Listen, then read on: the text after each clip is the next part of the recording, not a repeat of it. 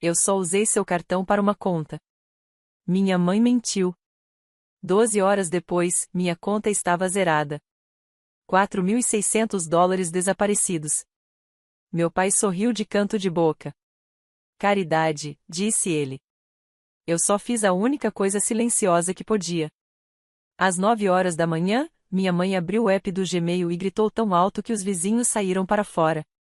Um mês antes de tudo desandar, eu estava em casa para o aniversário da minha mãe.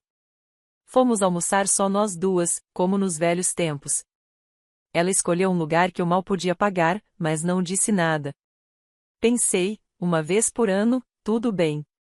Ela pediu aperitivos, coquetéis, sobremesa, tudo. Quando a conta chegou, ela me lançou um olhar inocente e disse: "Deixei minha carteira no carro." Eu entreguei meu cartão. Ela foi até o caixa pagar. Eu a vi colocar o cartão na bolsa em vez de devolvê-lo. Não disse nada. Mais tarde, naquela noite, percebi que não estava mais na minha carteira. Mandei mensagem para ela. Ela disse que tinha encontrado o cartão na bolsa por engano e que me devolveria quando nos víssemos. Acreditei. Era mais fácil acreditar do que imaginar algo pior. Semanas se passaram. Não perguntei de novo. Eu tinha Apple Pay no celular, de qualquer forma não estava usando o cartão físico. Convenci a mim mesmo de que ela provavelmente apenas havia esquecido. Então veio um sábado. Eu estava deitado na cama quando recebi a mensagem dela: "Ei, acabei de usar seu cartão para pagar uma conta. A gente transfere de volta na segunda. Te amo." Algo parecia errado. Normalmente, ela pelo menos perguntaria antes, mas tentei não pensar demais. Pensei que talvez fosse uma conta de energia ou algo assim. $80, $100, no máximo. Fiquei irritado, mas não chocado. Ainda assim, algo me incomodava o dia todo. Por volta das 22 horas, cedi e abri o app do banco. $12,33. Meu estômago caiu. Atualizei a tela 2 vezes, esperando que fosse um erro. Então, abri o histórico de transações. Havia 3 saques enormes, $1.800, $1.200, $1.600, todos listados como transferências AC, espaçados por algumas horas, todos no mesmo dia. Fiquei olhando a tela por um tempo antes de ligar para ela. Sem resposta. Mandei mensagem. Nada. Liguei para meu pai. Direto para a caixa postal. Mal consegui dormir. Fiquei a noite inteira atualizando a conta, como se os números pudessem mudar. Em algum momento, mandei mensagem para meu amigo Theo. Ele é advogado. Eu só precisava saber quais eram minhas opções. Enviei capturas de tela, expliquei que o cartão estava na posse dela há algum tempo, que eu nunca autorizei aquelas transferências. Ele não fez perguntas. Só disse: "Me encaminhe a lista completa de transações e os e-mails delas." Domingo de manhã, eu fui até lá. Não avisei ninguém. Ainda tinha uma chave reserva. O carro deles estava na garagem, então entrei sem bater. Sentei no sofá e esperei. Passava pouco das 8h30. Exatamente às 9 horas, ouvi a vibração do celular dela na mesinha de canto. Ela havia recebido uma notificação do Gmail. Meu pai pegou o celular, abriu a mensagem e gritou. Um grito gutural de verdade. Em segundos, ouvi vozes do lado de fora. Os vizinhos saíram para a varanda. Um deles chegou até a porta e bateu para ver se estava tudo bem. Minha mãe não atendeu. Estava paralisada, olhando para o celular. Meu pai saiu da cozinha e perguntou o que estava acontecendo. Ela entregou o telefone para ele. Ele leu a tela e deu uma risada seca. "Caridade", murmurou, balançando a cabeça. Foi aí que percebi, eles não tinham usado o dinheiro por emergência alguma. Não estavam atrasados nas contas. Não corriam risco de perder a casa. Eles pegaram porque podiam. Eu não disse nada, apenas observei. O que ela acabará de ler era uma carta formal de cobrança enviada por Theo, endereçada a ambos. Explicava o uso não autorizado da minha conta, o fato de o cartão estar em posse dela sem permissão e o valor total retirado. Dava a eles 72 horas para devolver cada centavo ou enfrentariam uma ação civil. Ela não gritou por culpa. Gritou porque alguém a confrontou. Depois do grito, quando os vizinhos voltaram para dentro de casa, sussurrando a Deus sabe, minha mãe permaneceu parada, segurando o celular como se ele tivesse queimado sua mão. Meu pai leu o e-mail, lançou um olhar que dizia eu te avisei e se virou para mim. Sorriu. Não um sorriso caloroso. Aquele tipo de expressão arrogante que as pessoas fazem quando acham que ainda têm controle sobre a situação. Vamos, Nina. Não dramatize. Foi a primeira coisa que disseram. Eu não falei. Não ia implorar pelo meu próprio dinheiro. Não ia discutir sobre o que haviam feito. Apenas esperei. Minha mãe finalmente se recuperou e começou a discursar. Não foi um pedido de desculpas, nem uma explicação, apenas um discurso sobre como as coisas estavam difíceis ultimamente, como o dinheiro estava curto, como eu nunca entendia o que é ser responsável por uma família. Ela disse que, sim, talvez tivesse errado por não perguntar, mas não era como se tivessem roubado. Apenas usaram o que já estava na família. Foi nesse momento que percebi que isso não seria um erro que eles admitiriam. Eles realmente achavam que tinham o direito. Quando não respondi, minha mãe mudou de tática. Ficou mais alta, disse que planejava me devolver o dinheiro, que eu não tinha o direito de expor nossa roupa suja e envolver um advogado, que o que eu fiz foi desrespeitoso, agressivo e ingrato. Ela disse que a pior parte de tudo aquilo não era o dinheiro. Era eu me voltar contra meus próprios pais. Eu fiz apenas uma pergunta: onde está meu cartão? Ela piscou, disse que não tinha certeza, que talvez estivesse em alguma gaveta. Não acreditei. Fui até a cozinha, abri a gaveta que sempre usávamos para coisas aleatórias, pilhas velhas, canetas, moedas soltas e lá estava, meu cartão, bem debaixo de um folheto do Bed Bath Beyond. Peguei-o. Ela me seguiu, tentou dizer algo sobre como pretendia devolver, mas apenas me virei e saí. Ela me acompanhou até a porta, gritando, dizendo que eu estava exagerando. Quando cheguei em casa, tinha 9 chamadas perdidas dela, 5 do meu pai e 2 de números desconhecidos. Depois veio a mensagem: não destrua esta família por um mal-entendido. Fale conosco antes de fazer algo estúpido. Você acha que um advogado vai resolver isso? Não respondi a nenhuma. Bloqueei os 2 números desconhecidos. Uma hora depois, recebi uma ligação do meu tio, irmão da minha mãe. Não falamos muito, mas ele sempre foi decente, diferente do resto da família. Deixei tocar uma vez e atendi. Ele não perdeu tempo. Oi, acabei de sair da casa dos seus pais. O que está acontecendo? Ao que parece, um vizinho o chamou depois de ouvir os gritos, dizendo que algo sério havia acontecido. Ele foi checar. Minha mãe estava histérica. Meu pai com o rosto fechado. Nenhum dos dois contou toda a verdade. Então, eu contei. Falei sobre o cartão, a mensagem, os saques, como ficaram em silêncio quando os confrontei e como se voltaram contra mim assim que um advogado se envolveu. Houve um longo silêncio depois que terminei. Então ele disse: você precisa registrar um boletim de ocorrência. Mesmo que não tomem providências, criam um registro. Você não quer que eles invertam a situação e façam parecer que você deu permissão. Eu já sabia que ele estava certo. Disse que faria no mesmo dia, e fiz. Imprimi o extrato bancário, a mensagem da minha mãe e a captura de tela do e-mail de cobrança que Theo havia enviado. Fui à delegacia por volta das 17h30. Estava quieto. Expliquei ao policial que precisava registrar saques não autorizados por um familiar. Ele não pareceu impressionado. Me fez algumas perguntas, anotou algumas coisas e então disse: isso parece mais um caso civil do que criminal.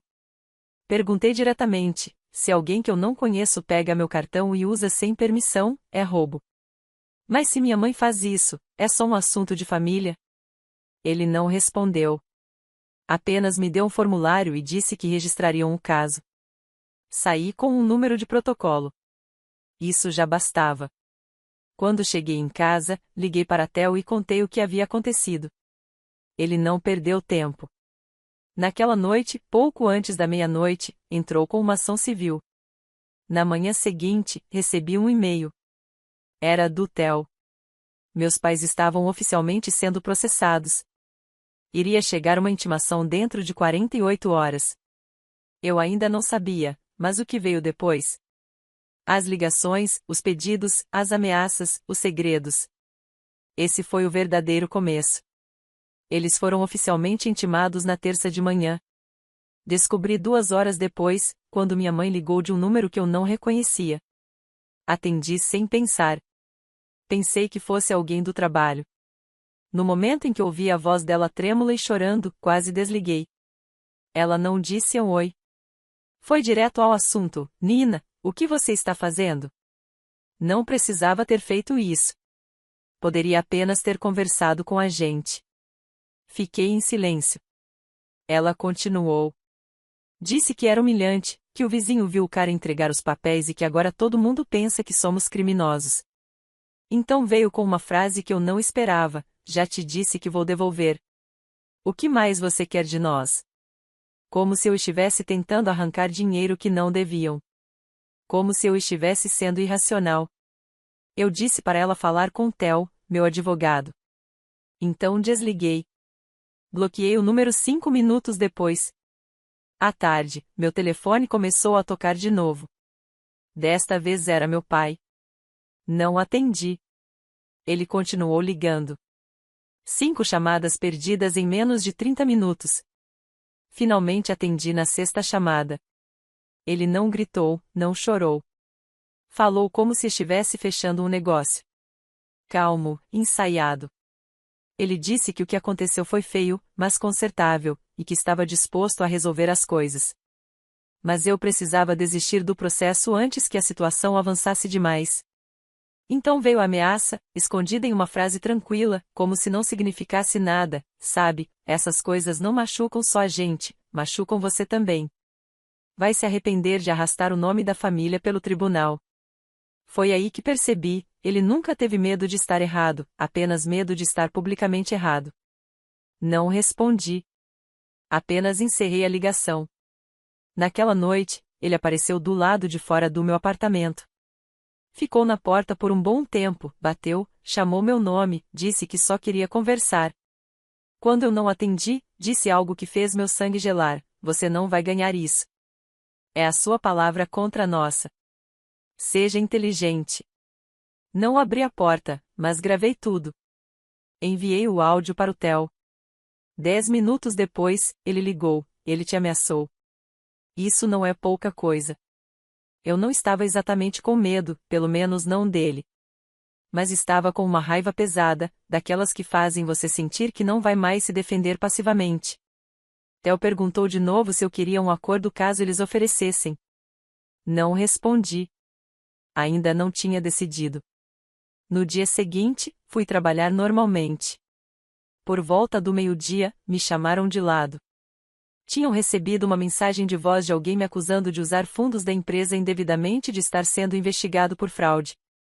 Trabalho com marketing. Não mexo com dinheiro de clientes. Era absurdo, mas disseram que ainda precisavam registrar o incidente internamente. Sentei e ouvi toda a conversa sem reagir, mas já sabia quem tinha feito. Apenas 2 pessoas sabiam onde eu trabalhava, e apenas uma tinha ficado do lado de fora da minha porta falando sobre como eu não ganharia a causa. Mais tarde naquela noite, liguei para meu tio. Ele estava quieto desde o dia em que registrei a ocorrência. Nem parecia surpreso quando contei que minha mãe e meu pai estavam contando às pessoas uma versão totalmente diferente da história. Perguntei o que eles estavam dizendo. Ele hesitou, depois me disse direto: estavam dizendo à família que eu tinha me oferecido para ajudar a pagar uma conta e depois transformei isso em um processo para fazê-los parecer mal. Que eu tinha entendido errado algo pequeno e reagido de forma exagerada. Eles estavam reescrevendo a história, não apenas para salvar a própria imagem, mas para me transformar na vilã. Meu tio disse que tentou contestar, mas a maioria das pessoas não quis ouvir. Alguns disseram que acreditavam em mim. O resto simplesmente não quis se envolver. Antes de desligarmos, ele disse: você precisa terminar o que começou, porque se desistir agora, eles vão fazer isso de novo. Ele estava certo. Na sexta-feira, Theo me encaminhou a resposta do advogado deles. Era uma piada cheia de afirmações vagas sobre consentimento verbal e confusão entre as partes. Nenhuma menção ao valor, ao cartão perdido ou ao fato de que eu nem tinha sido contatada quando o dinheiro foi retirado. Então Theo perguntou de novo: se eles oferecerem um acordo, você quer aceitar? Desta vez, nem pisquei. Não, quero que um juiz ouça cada palavra. A data do julgamento foi marcada, real, no calendário, uma semana à frente. Não contei a ninguém, nem aos meus amigos. Continuei trabalhando como se nada estivesse acontecendo, mas minha mente estava em um só lugar. Pensei em cada segundo daquele almoço estúpido em que entreguei meu cartão. Em como eles estavam confiantes de que eu desistiria. Na mensagem de voz no meu trabalho. No olhar do meu pai quando disse: você não vai ganhar. E então, 4 dias antes da audiência, algo estranho aconteceu. Minha mãe me enviou uma mensagem de outro número novo. Mas desta vez, sem drama, sem história triste, apenas uma linha: podemos conversar? Só um café, sem truques.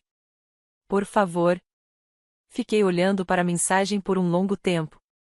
Não queria ir, mas estava curiosa. E, sinceramente, queria olhar para o rosto dela e ver o que ainda tinha a dizer. Marcamos de nos encontrar em um pequeno café, no meio do caminho entre nossas casas. Cheguei cedo e escolhi uma mesa de frente para a porta. Ela chegou atrasada, com o rosto abatido, parecendo não ter dormido. Sem maquiagem, sem pose. Sentou-se sem pedir nada. Tirou da bolsa uma carta digitada e assinada, uma retratação formal, dizendo que havia pegado o dinheiro sem permissão, que se arrependia e que devolveria cada centavo. Eu não toquei na carta. Então ela tirou um cheque. Estava no meu nome, no valor exato de $4.600. Também não toquei nele. Perguntei por que agora. Ela me olhou e disse: porque, se isso for para o tribunal, seu pai vai perder tudo: o emprego, a aposentadoria. Você vai arruinar ele. Não disse fizemos algo terrível, nem sinto muito pelo que te fizemos passar. Apenas você vai arruinar ele. Empurrei o papel de volta e disse que o dinheiro já não era o ponto, que eles tinham ultrapassado um limite do qual não poderiam voltar. Ela não discutiu. Apenas ficou ali, me encarando, e então disse: então você precisa saber de uma coisa. Foi quando tirou outra coisa da bolsa, uma pasta amarela. Dentro, havia capturas de tela impressas, e-mails meus, mensagens privadas, rascunhos antigos, até uma captura de uma nota pessoal que eu mantinha no meu armazenamento em nuvem, coisas às quais ela não deveria ter acesso. Senti o sangue sumir do meu rosto. Perguntei de onde ela tinha conseguido aquilo. Ela não respondeu, apenas sorriu de leve. Levantei-me e saí. Mais tarde naquela noite, liguei para Theo e contei tudo. Enviei por e-mail as digitalizações das páginas que ela havia me mostrado. Ele ficou em silêncio por alguns segundos antes de dizer algo que mudou tudo: seus pais não apenas pegaram seu dinheiro. Eles estavam te espionando. Theo explicou que o que eu havia mostrado, especialmente aquela nota privada da nuvem, indicava que eles provavelmente tinham invadido meu e-mail ou acessado algum dos meus dispositivos antigos. Aquilo não era mais apenas um caso civil. Era crime. Roubo de identidade, fraude eletrônica, crime cibernético. Ele perguntou se eu já havia feito login nas minhas contas usando o computador deles. Eu tinha, uma vez, no Natal do ano anterior, para checar o e-mail. Eles podiam ter salvo as informações de acesso e, a partir dali, invadido tudo. Theo me disse para registrar um segundo boletim de ocorrência. Fiz isso na manhã seguinte, e isso mudou todo o caso. Quando o novo registro entrou no sistema, o processo no tribunal se ampliou. Já não era apenas sobre o uso não autorizado de um cartão de débito, agora incluía roubo digital e crimes cibernéticos. No mesmo dia, Theo me enviou uma atualização: o advogado deles havia sumido. 3 horas depois, recebi um e-mail do meu pai. Sem saudação, sem despedida, apenas uma frase: você fez o seu ponto. Você venceu. Mas não espere ser nossa filha depois disso. Li 2 vezes e deletei. Na segunda-feira, recebemos uma proposta de acordo não apenas pelos $4.600, mas com mais 2.000 de indenização, além de um termo por escrito garantindo que nunca mais entrariam em contato comigo. Assinei, e acabou. 2 dias depois, o dinheiro caiu na conta, e meu cartão foi reemitido. Meu tio me mandou uma mensagem curta: eles estão fingindo que nada aconteceu. Claro que estavam. Mas o que veio depois foi o verdadeiro choque. 3 semanas depois de tudo resolvido, minha mãe ligou de novo. Não atendi. Ela deixou um correio de voz. Disse que ele estava doente e não fingindo, algo sério. Disse que meu pai queria falar comigo, que precisavam de ajuda. Ouvi toda a mensagem sem sentir nada. Foram 3 semanas de paz, sem mensagens, sem ligações, sem visitas inesperadas. Eu tinha voltado a dormir melhor. Parei de checar o celular a cada 10 minutos. Cheguei a passar um dia inteiro sem pensar neles. E então veio aquela gravação. Era a voz da minha mãe, mas mais fraca, tensa, como se tentasse não chorar. Disse que tinha feito alguns exames e que os resultados não eram bons, algo sobre uma massa, sobre precisar de mais exames. Disse que meu pai queria falar comigo. E então veio a parte que eu já esperava: esperamos que você possa nos ajudar. Não deletei a mensagem, mas também não respondi. Fiquei ali, parada, encarando o celular, como se ele pudesse se explicar sozinho. Porque, em algum lugar dentro daquela voz, doente ou não, ainda estava a mesma mulher que me olhou nos olhos depois de me roubar e chamou aquilo de assunto de família. No dia seguinte, chegou um e-mail do meu pai. Apenas uma linha. Precisamos da sua ajuda com os custos do tratamento. Não nos ignore. Sem contexto, sem anexo, sem menção ao que fizeram ou pelo que me fizeram passar. Apenas assumindo que eu voltaria ao papel que eles tinham escrito para mim. Mas eu não era mais aquela pessoa. Não respondi. Liguei para o Theo. Ele nem hesitou. Disse que eu não tinha nenhuma obrigação legal, que as contas médicas deles, a situação deles, o silêncio deles, nada daquilo era minha responsabilidade. Então disse algo que não consigo parar de pensar desde então: isso sempre foi sob controle. Quando não conseguiam te fazer sentir culpa, tentavam te assustar. E agora estão tentando simpatia. É apenas mais uma tática. Ele não estava sendo frio. Estava sendo honesto. Mas ainda assim me fez sentir um lixo. Não porque eu me sentisse culpada, não me sentia, mas porque eles apostavam que eu sentiria culpa. 3 dias se passaram. Então meu tio apareceu. Não ligou. Não mandou mensagem. Apenas bateu na porta como se fosse 1999, quando as pessoas ainda apareciam sem avisar. Parecia mais velho do que da última vez que o vi, como se toda essa situação também o tivesse envelhecido. Não ficou muito tempo. Apenas disse que queria conversar, e eu deixei. Sentamos à mesa da minha cozinha, e ele disse: ela realmente está doente. Estágio 2, algo no fígado. Ainda não terminal. Tratamento possível, caro. Depois me contou algo que eu não esperava. Eles achavam que isso iria me trazer de volta. Ele não disse como se fosse um plano maquiavélico, mas como uma esperança silenciosa à qual se agarravam. Realmente acreditavam que ficar doente apagaria tudo. Ele me contou que estavam com dificuldades, que meu pai já havia começado a vender alguns bens, que a maior parte das economias tinha acabado, e que estavam dizendo a todos que eu ainda não estava pronta para perdoar. Essa frase ficou comigo: não estava pronta para perdoar, como se o perdão já estivesse atrasado, como se houvesse um relógio moral dentro de mim. Ele disse que eles não iam pedir de novo, que se eu não ajudasse, cortariam os laços de vez. Eu respondi que não tinha mais medo disso. Ele assentiu. Não discutiu, não insistiu. Apenas disse: acho que eles esperavam que você fosse a pessoa maior, mesmo que eles não fossem. E então foi embora. 2 dias depois, eles cumpriram a ameaça. Fui removida do grupo da família no Facebook.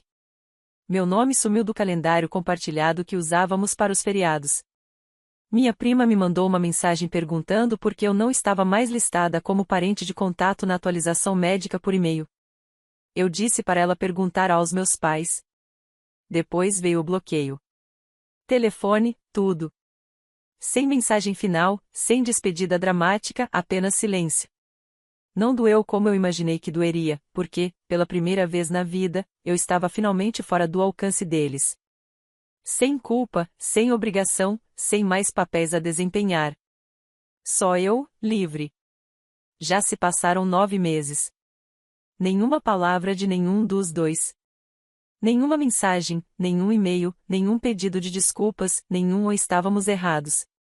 Nem mesmo um parabéns passivo-agressivo de aniversário, o que, vindo da minha mãe, era quase tradição. Quando decidiram me cortar, foi pra valer. Limpo, final, preciso. Como arrancar uma página de um livro e fingir que ela nunca existiu. No começo, achei que fosse sentir luto. Esperei a onda bater. Me preparei para aquelas manhãs silenciosas em que o vazio seria mais pesado que a presença deles. Mas essas manhãs nunca vieram. Esperei sentir perda, a perda real, mas ela nunca apareceu. O que veio, em vez disso, foi uma paz que eu nunca tinha conhecido naquela casa. Uma quietude que não pedia nada em troca. E então percebi algo brutal, mas verdadeiro: eu não sentia falta deles.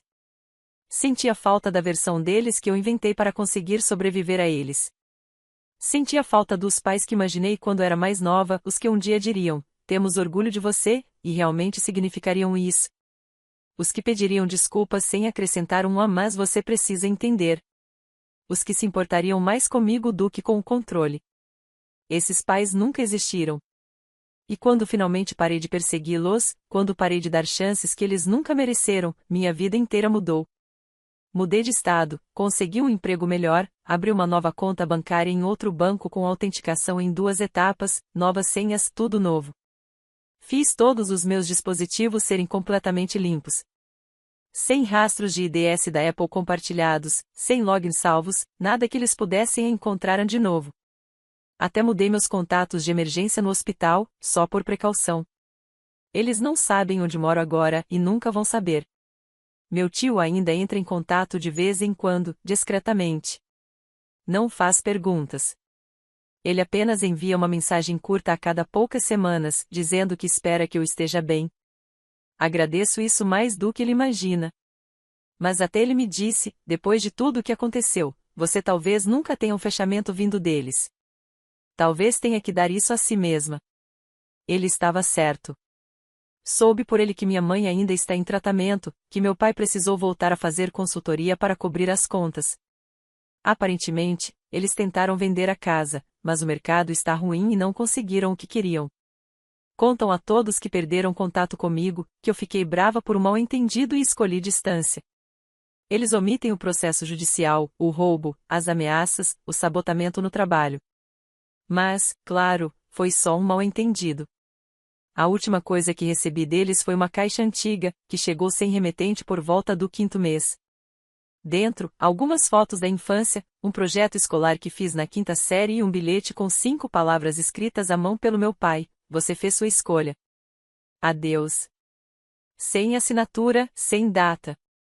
Fiquei horas com aquela caixa, tentando sentir algo maior: tristeza, culpa, arrependimento. Mas tudo o que senti foi alívio, porque ele estava certo. Eu fiz uma escolha. E, pela primeira vez na vida, não foi baseada no que eles precisavam, no que esperavam ou em como eu poderia evitar piorar as coisas. Foi baseada no que eu merecia. As pessoas dizem que família é para sempre, que sangue é mais espesso que água, que você deve perdoar, custe o que custar, porque um dia vai se arrepender.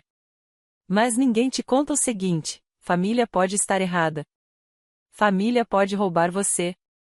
Família pode mentir na sua cara e depois te culpar por se sentir magoada.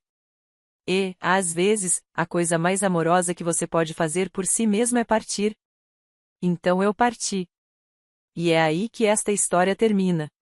Sem reencontros dramáticos, sem abraços de reconciliação, sem milagres em quarto de hospital. Apenas eu vivendo silenciosamente, honestamente, plenamente, com minha conta bancária segura, minha paz intacta e sem nenhuma parte de mim desejando ter ficado. Eles levaram $4.600, mas eu recuperei toda a minha vida.